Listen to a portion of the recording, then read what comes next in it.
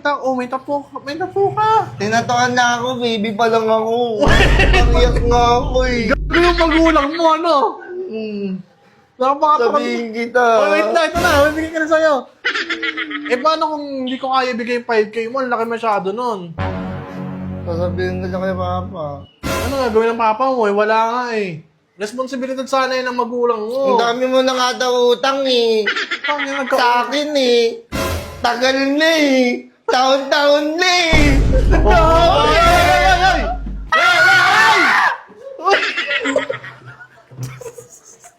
Sugo ingay! Saan masisira yung mga gamit dito? Ingay ako. Ito na, bibigyan na. Oh. Bihira ka naman, ayan, 5K. Ay, kasama yung 50 amin na yan. Sama mo na yan. Pambihira ka na, bata ka pa lang, magulang ka na.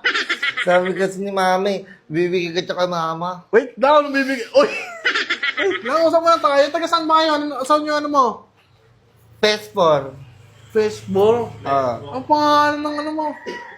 Ano, matagal, hindi ako dito, pupunta palagi.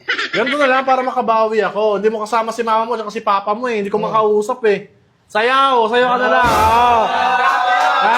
Sayaw. Sayaw.